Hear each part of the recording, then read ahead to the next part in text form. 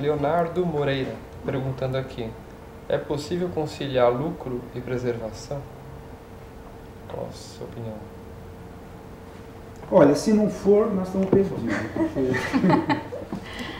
Essa tá A verdade. bandeira da Marina é justamente essa. Mas na verdade, possível. assim, é que a gente está falando de uma questão mais eleitoral, mas se você for olhar para uma empresa, preservação é resultado. É lucro. Voltando um pouquinho à provocação que ele tinha feito anteriormente, de que essa discussão atinge uma pequena parte, talvez os 10% que vão votar na Marina, por enquanto. Assim, essa cobrança dos consumidores para essas empresas, por exemplo, uma empresa de papel, ela não é certificada, eu não conheço os meios de produção dela. Essa cobrança dessa pequena parte, por exemplo, que consome, pode provocar uma mudança, e essa mudança, por exemplo, modificar totalmente o seu modo de produção, que vai, de repente, ajudar no desmatamento, ou seja, uma cobrança de uma pequena parcela que influi e provoca uma mudança efetiva. E quando a gente fala em propor essa cobrança mais generalizada, é justamente para que, poxa, a minha empresa tem uma atitude sustentável. As pessoas começam a consumir aquela marca. Fica sendo obrigatório para as demais marcas adotarem a mesma postura. E essa cobrança dessa minoria provoca uma mudança radical, que é isso que a gente está discutindo. Então, na verdade, acho que a gente consegue equilibrar o lucro e a preservação, né? As mudanças culturais, elas geralmente vêm de cima para baixo, né? Das parcelas, das camadas da população que são mais abastadas, exceto o funk, obviamente. As mudanças culturais, elas geralmente vêm nesse sentido que você está dizendo mesmo. A questão é que quando se fala em consumo, você toca exatamente no que diferencia essas camadas, entendeu? E aí é que é o problema. Olha, há coisas, questões da sustentabilidade que hoje justamente invertem um pouco a preocupação do nosso inteiro aí. Que é o seguinte, tem coisa que é o seguinte, dá muito mais lucro se for na direção da sustentabilidade. Mas aí ele tem que investir em inovação tecnológica, não pode ficar naquela caminhada. Agora, também tem um perigo que é importante dar exemplos, até para que as pessoas fiquem atentas.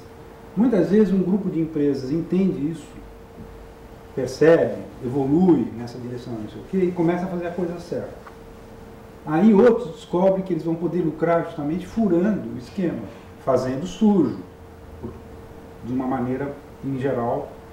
Tem casos sérios, por exemplo, aqui um problema que o Luciano Zica, que é candidato a deputado federal, no tempo que ele foi já deputado, ele brigou muito por isso, que é a questão dos pneus, por exemplo.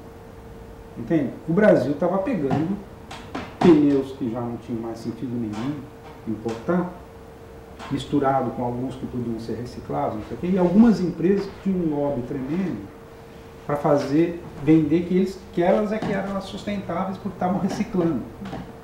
E uma parte que nem era reciclável, eles atiravam e ninguém sabe nem onde, não tinha controle sobre isso. Hoje em dia a coisa está mais ou menos resolvida, parece, porque o Ministério do Meio Ambiente teve uma atuação interessante nessa direção e tal. Mas para dar um exemplo, mas tem um outro exemplo que também é escandaloso. Tem um grupo internacional querendo levar o minério de ferro acho que é Baturité, no interior da Bahia, e eles querem construir uma estrada de ferro em um porto ali perto de Ilhéus. Tem um tremendo movimento na região lá contra isso, mas é tipicamente isso. É o seguinte, é um minério de péssima qualidade, que só poderá ser viabilizado para exportação justamente se eles não tiverem que cumprir uma série de exigências ambientais, e eles vão estar fazendo concorrência para empresas que tentam, ou que estão começando a evoluir, porque o caso, por exemplo, da Vale, que durante muito tempo foi uma depredadora tremenda, agora ela está já numa posição mais razoável, mais interessante. No ano passado ela aderiu, inclusive, teve um papel até de liderança na elaboração daquela carta empresarial a respeito do aquecimento global, que levou o governo, inclusive, a mudar de posição depois. Né? Aliás, vai ter esses dias, não sei se vocês viram, uma coisa semelhante em relação à biodiversidade, vai ser lançada na quinta-feira que vem uma carta empresarial pela biodiversidade. Conta mais um pouquinho disso, como vai ser.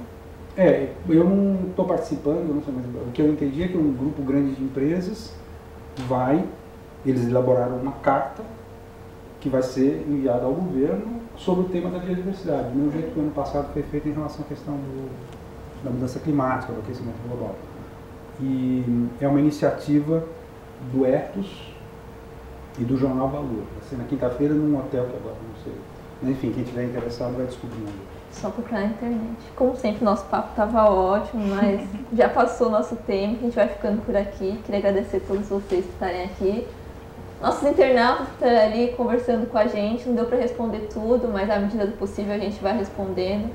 Eu queria falar que a semana que vem vai ser nossa última sala de Marina, infelizmente, mas vai ser com um tema legal, vai ser um tema mobilização, e a gente espera muito a ajuda de vocês. E a ideia é a gente levar nesse tema um pouco de ideias para levar a Marina para o segundo turno. Então até quinta que vem, tchau para todos.